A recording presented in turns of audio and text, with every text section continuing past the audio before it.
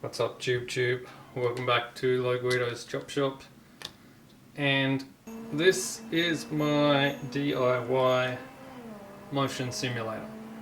Now, I made a video on this a little while back, and I did mention that if somebody said they wanted a video on the electronics and the wiring, I would do a video on the electronics and wiring, and here we are. So, first of all, let's just get straight in. This is not my design. This is all open source stuff from xsimulator.net, so I suggest if you are planning on doing this, you go there first. I've got some items here that are required, and I've also got this diagram, which is a wiring diagram, which again is not my diagram. I don't know who originally drew this diagram, so credit to whoever it was, but I just got it from xsimulator.net. That is where all the information for this is, and I suggest you check that out if you haven't already, because that's where everything comes, all the information is there. So, first of all, let's take a look at the hardware.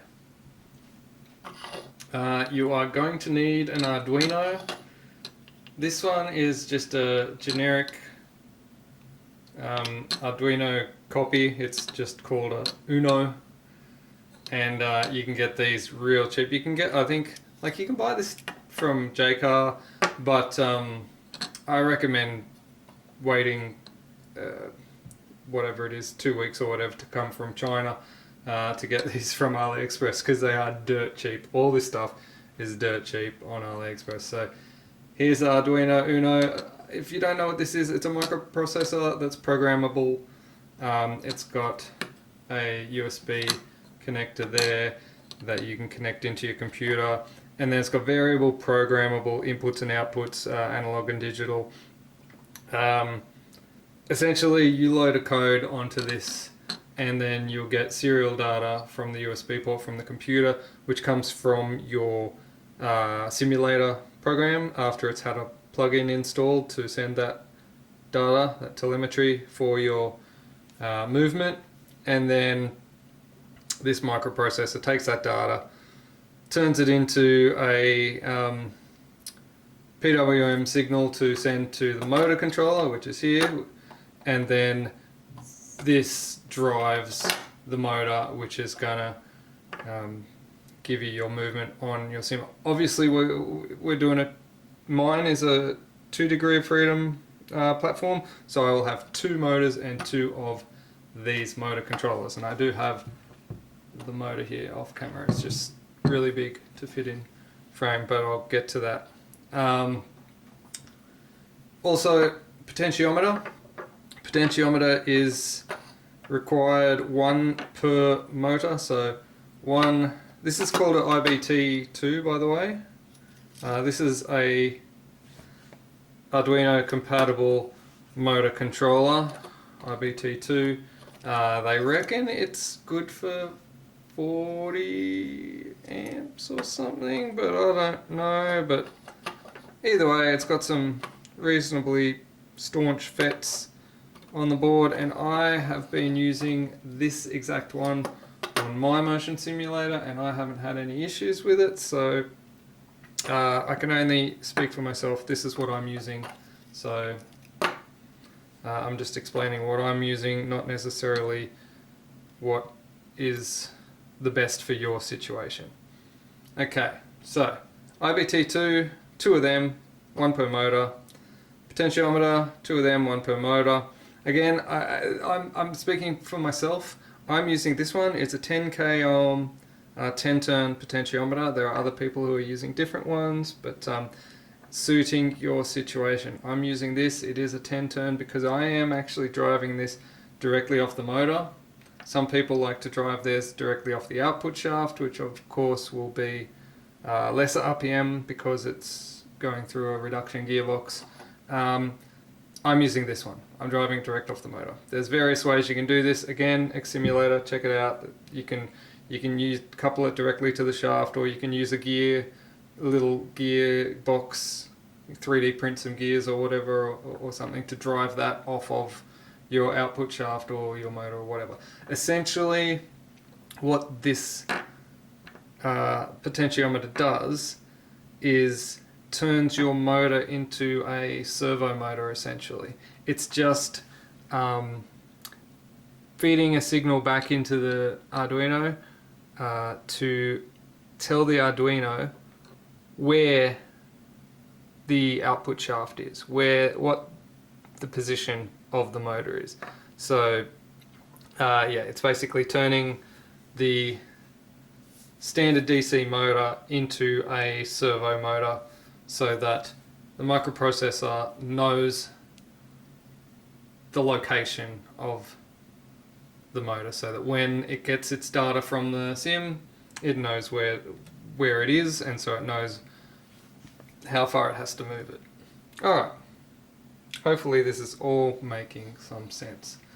Basically, once you've got these items, you've got your diagram here, and this shows you how to wire it up. There's your potentiometers. So you wire your potentiometers into your analog inputs, and then you've got your PWM outputs down here for your motor controllers. PWM is pulse width modulation, in case anyone was wondering. To your motor controllers, and it's got all the little pins here. This correlates to these pins. So, and then the other thing you need, aside from the motor, is a power supply. Let me just zoom out a bit here. Okay, I have got my motor here and my power supply here. Now this is a DC switch mode power supply.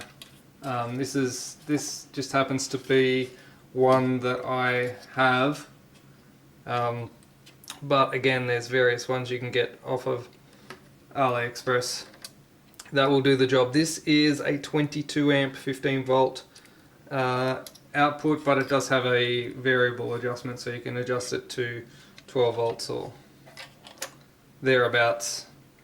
This is a 300 watt power supply. I recommend getting one that's a decent wattage, because these motors can take some current, especially when they're driving the whole rig. Some people like to supplement their power supplies with batteries and whatnot as a form of capacitor or something, but I just am using straight DC power supply. Again, this diagram shows one power supply, but I'd probably recommend one power supply per motor. That's my personal preference. Although I've been using one of these 300 watt power supplies on mine. I've got two because I was originally going to do one per motor, but I've been testing it with one, and so far so good. Haven't had any issues. Let's talk about this motor. This is not the motor that I ended up using in the end product on my build. And this is a motor that I bought originally to use it, but just because this is actually a truck wiper motor, in case you're wondering.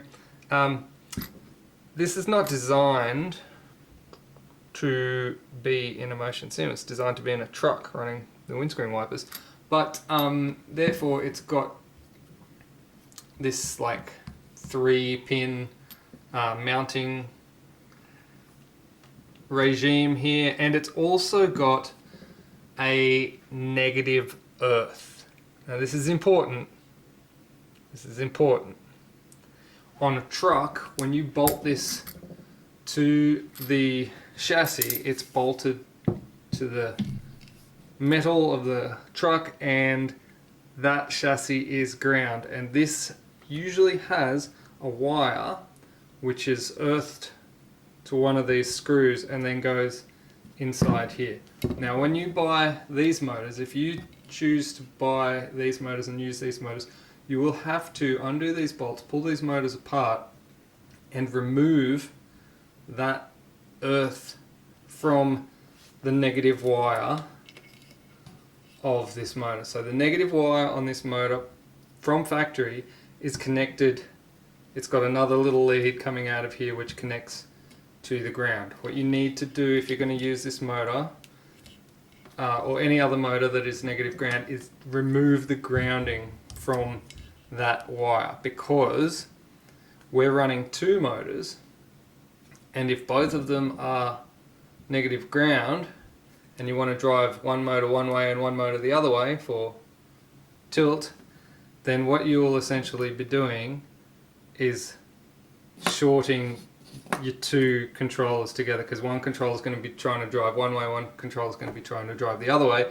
and if you have these grounded, they'll blow up. You'll blow up these. So yeah, essentially you still want to be able to drive these motors, but we want to be driving them in both directions, because these are only designed for a truck to drive in one direction. So this is negative, this is ground, and then you've got slow or fast positive. So yeah, need to remove that ground. Again, if you're unsure of how to do that, check X Simulator. There's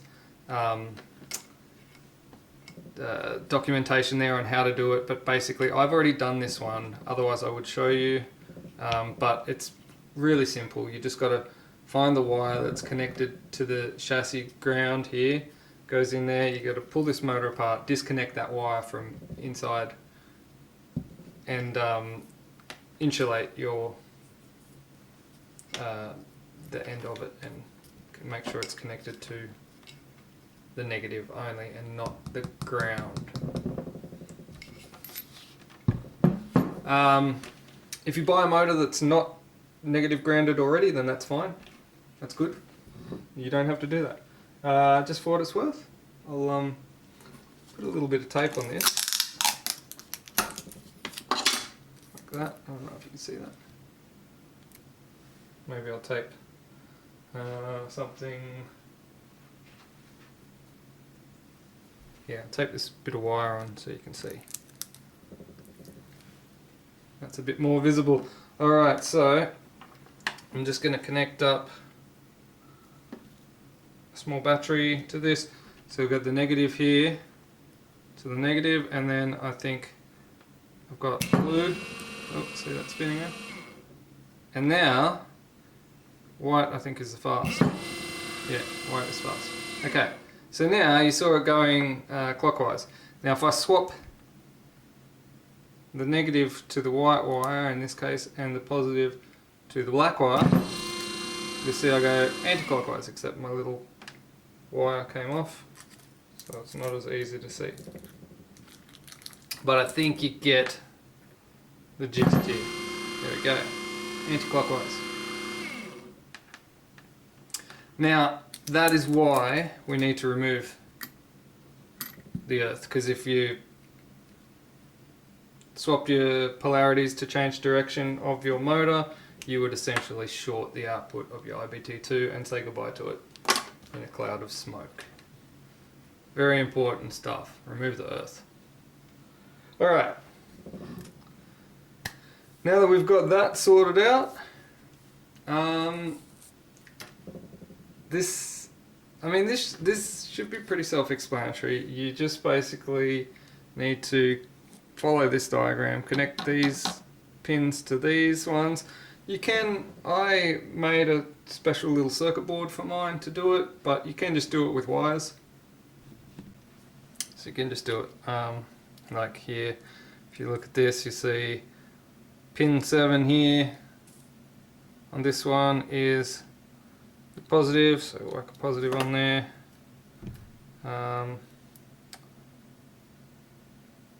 Then we've got these two up here, and then there's a negative, which I'll get a black wire. Oh, the black wire, it's the one that I just stuck to the motor.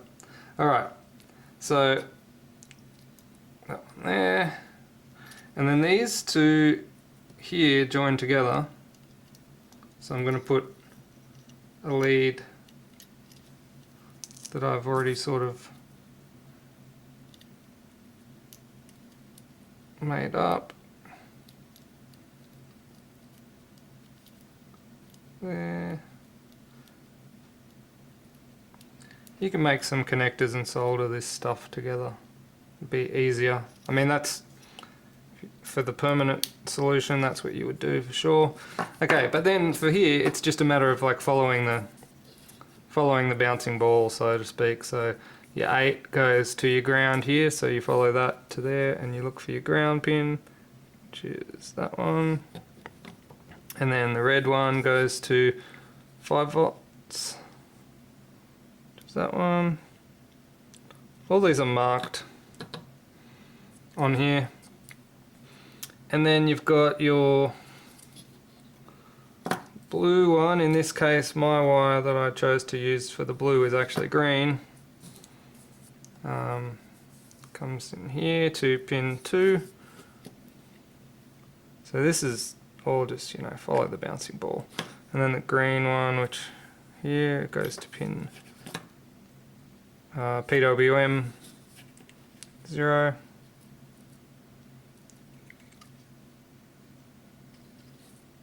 Which is there. Alright, and then this 2 here would go to, these 2 join together and then go to pin 5, digital 5, which is there. Now, mine doesn't have a pin on it because I haven't soldered a pin on it, but I think you get the gist, right? So essentially that's one motor wired up. And then you do the same for the other IBT2, and then you do the same for your potentiometers. You have 0 and 5 volts, and then the wiper goes to your analog input. So follow that diagram, can't go wrong. Once you've got that sorted out, then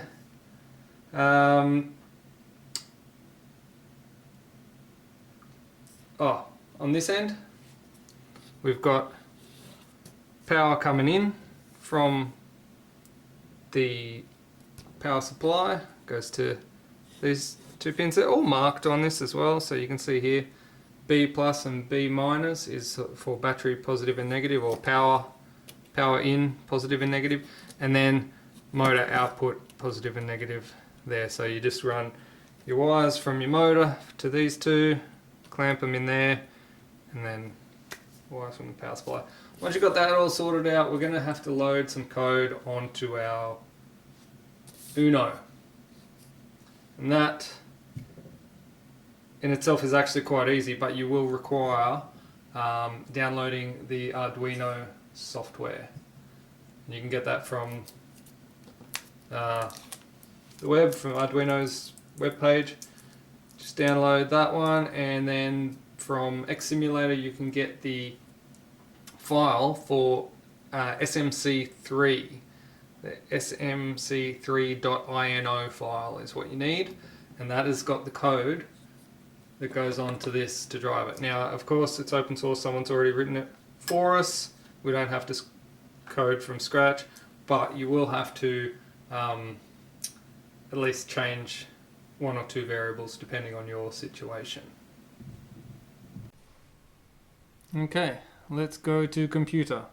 Here I am. I'll plug in my Uno, my Arduino Uno, to the USB on the PC.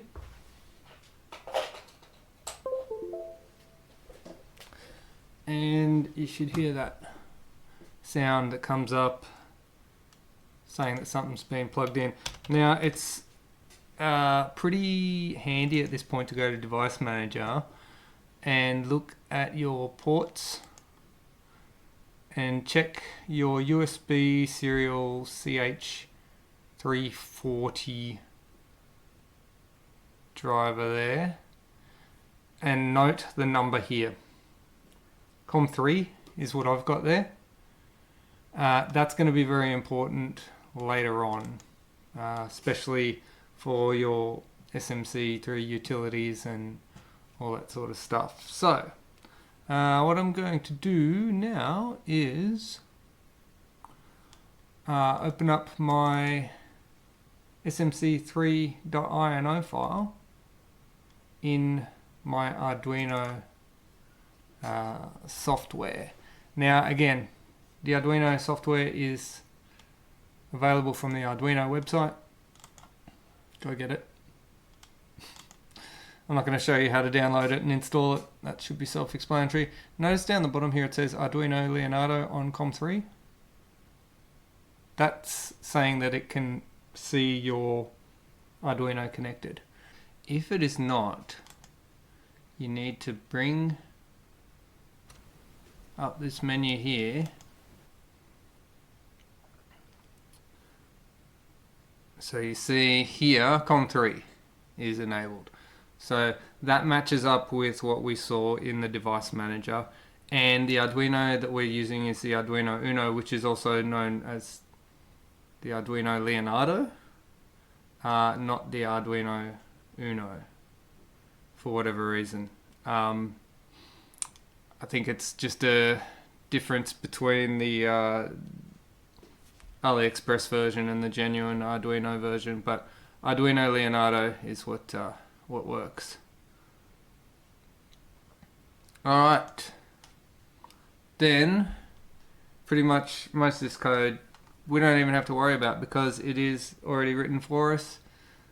We will have to select, note this, set mode 2 for Chinese IBT2 H-bridge from eBay or equivalent. So define mode 2. If this says mode 1, if that says mode 1, then we need to change it to mode 2. Simple as that. You can then save the file and upload it to the Arduino by using this button here. Now I've already uploaded mine to my Arduino, so it's already on there, so I'm not going to upload it again, but that's all you need to do. It'll run a little taskbar across the bottom, and once that's done, you're good to go. Once you've got everything wired up, it may look something like this.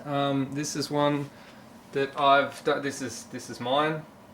I've made a little circuit board here to interface the two IBT2s to the Arduino.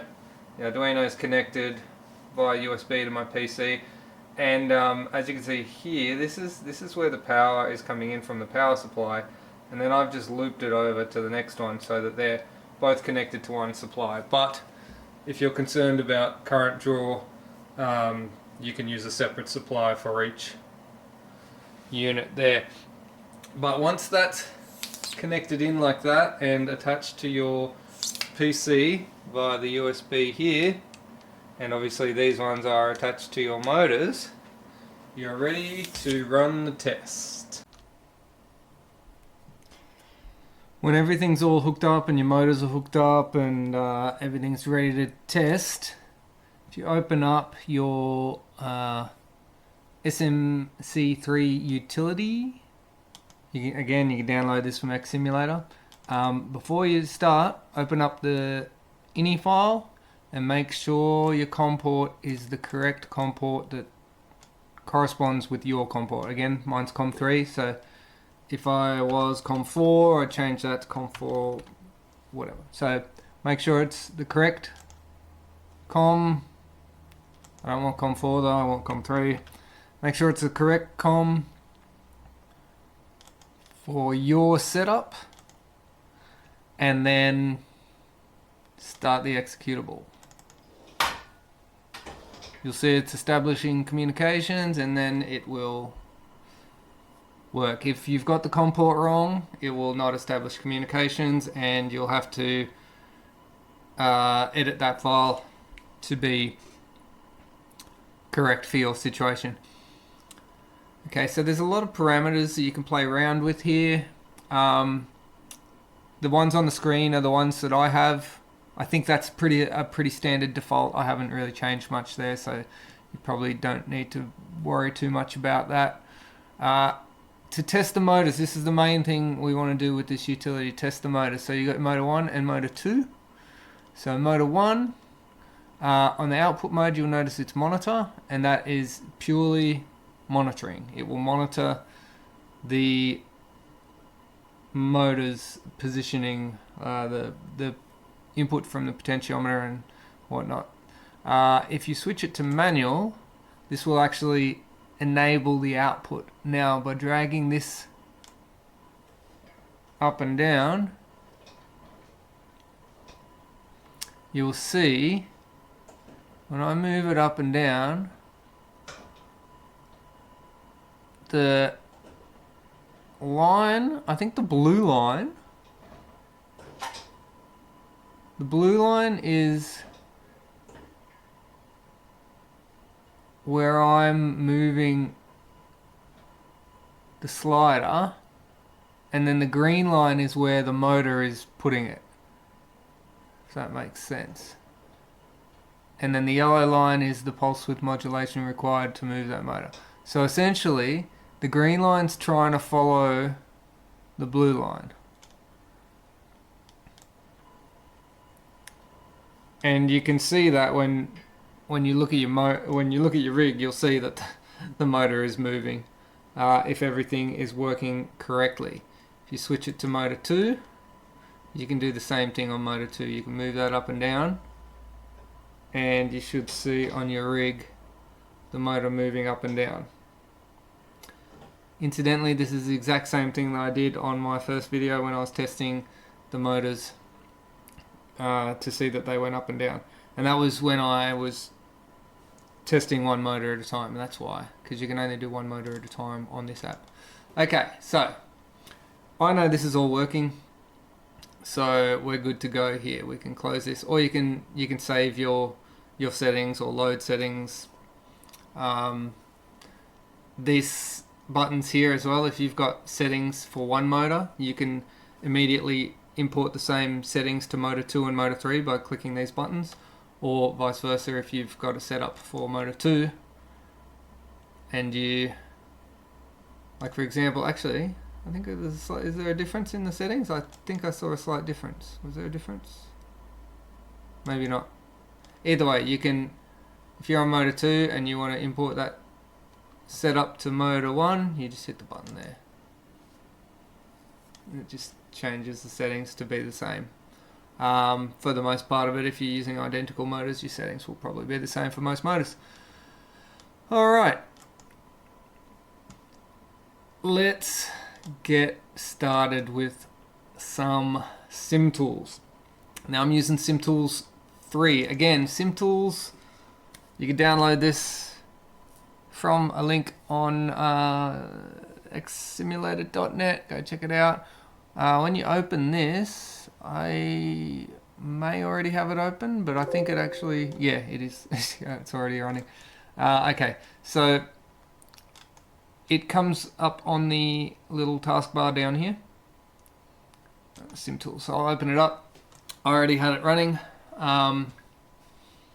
Once you've got this open, you're probably going to start off with a pretty blank looking page like this, except I've got a set of Corsa loaded in here. First thing you need to do though is you need to go to interface setup, and you'll need to go to interface plugins. You need to go to the plugin manager, interface plugins, plugin manager, and then add an interface plugin.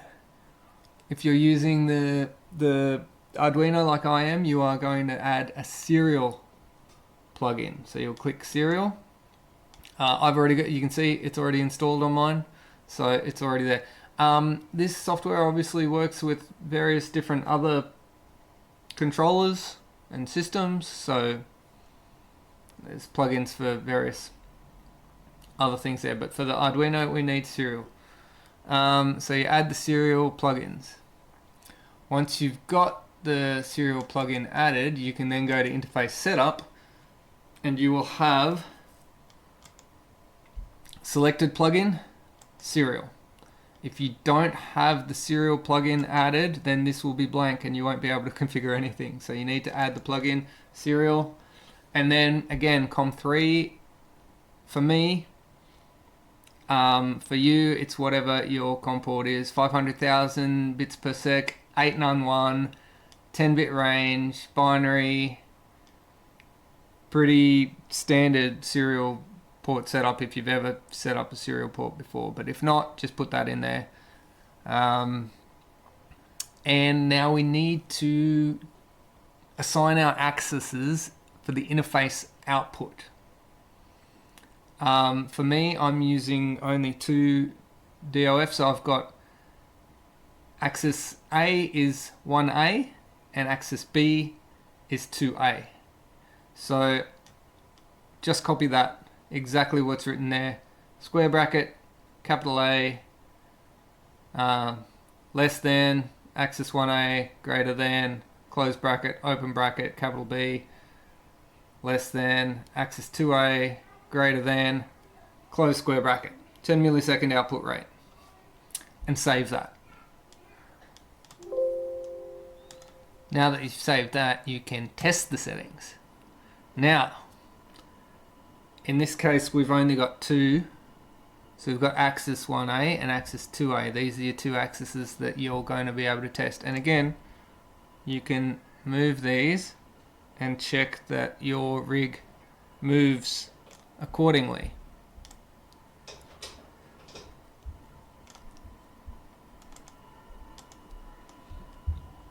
If they don't, then you need to work out what's going on and do some troubleshooting and fix it. Stop testing, and it'll take you back to your interface page. So that's all good. I've got mine working. I could see that the axes were working. Also notice up here, just for what it's worth, this software is not free. You have to buy this software. It is free as long as you only want to use the game Live for Speed, but if you want to use any other game, you need to pay a license. You can pay a DIY license, and I think it's about $70 for life. So when you add the license, you'll see the DIY come up there, or whatever license you have will come up there. If you don't have the license, then you'll have to pay to get the license. I think you can go to registration there and register your license there. Okay, now that I know it works, I got my plugin here for Assetto Corsa. You can click this top button here and it'll actually launch Assetto Corsa. Or this bottom one is the motion sim settings for Assetto Corsa. Now this is what I've got set up here. I've got pitch, roll, surge and sway. Axis 1A and axis 2A, they're my 2 motors. If you look here, these buttons here are the direction. So this is normal and this is reversed. Obviously when you're rolling, you want one motor going up and one motor going down. So you got one motor going regular direction and the other one reversed. Same with sway. One motor reversed and the other one going the right direction. Now, I found that roll and sway are opposite. So if you've got this one inverted for sway, you should have that one inverted for roll. And obviously for pitch and surge, you have both of them, either both of them inverted or both of them straight through normal. But again, if your pitch is reversed, then your surge is normal, or if your surge is reversed, then your pitch will be normal. I don't know why that is. That's what I found. But it helps to take it out on the sim, drive it around a bit, and get a feel, and feel if it's, you know, if you're turning left and it's banking the wrong way, you'll soon notice. Double clicking this one will launch Assetto Corsa, but what I want to do is I want to show you how to add a plugin. So I want to go to the plugin manager. I actually want to add a game plugin. I've got AMS2 here, and I want to add the plugin for that. So here it is here. And I think it's just a matter of clicking that. Do you want to install it? Yes. And it's going to download the file. This game requires in-game settings. Please take a look at the game's data page for more info. Okay, cool. There it is. So obviously there's some settings I'll need to do in-game. But let's have a look at this here. Okay, this is good. Because I saved a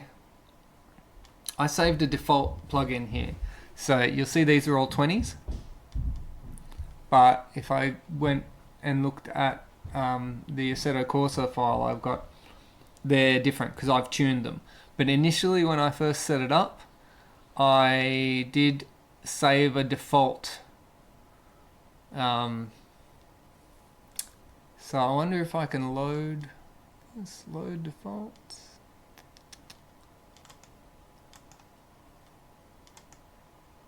It's probably loaded a default there. So I wonder if I save my Assetto Corsa settings, whether it'll come across. Either way, I'll probably have to muck around with this because I think my surge need to go backwards. How was it on Assetto Corsa? I know that the roll and the sway need to be opposite. Let's just save that. And I'll go back to the Assetto Corsa ones. So what I have pitch, both pitch reversed. Actually, can I save this? Save as global? I'm gonna try saving this as global. Global profile saved. Now, if I go to AMS, AM2, whatever it is, Automobilista 2. Okay, I should be able to load global. Alright, excellent. There we go. I just took the settings out of Assetto Corsa and loaded them in here. But yeah, when you first set this up, you'll have to muck around with it a bit and get the forces that you want to be going in the right directions. Once you've set that up, to launch the game, you can just double click here and it'll launch the game, and your motion will essentially work. Although it did say to me that I might need to do some setup on this game in the menu. So I haven't actually played this game before, so hence why I'm just adding the plugin now. But there it is. That's the plugin added. You can test the settings as well. You hit the test button. You've got, notice here, instead of just axes, it's got roll, pitch, heave, sway. There's other things you can add like traction loss and yaw and surge, but given I've only got 2 DOF, I've only got roll, pitch, heave and sway currently loaded, but if you run more axes, then you can add more depending. But yeah, you can test your roll, make sure it rolls in the right direction, and if it rolls in the wrong direction, then you have to reverse your motors in the settings. Obviously reverse these ones. Alright, that should be all the software setup. All you have to do is double click this to launch the game, and hopefully this has been helpful for someone. I'm going to put a link in the description to all of the parts that I've used, and do leave a comment if there's any information that I've left out or anything you want more information on. Or I'm not the guru in this. I am learning it myself. I've just been reading on X Simulator, so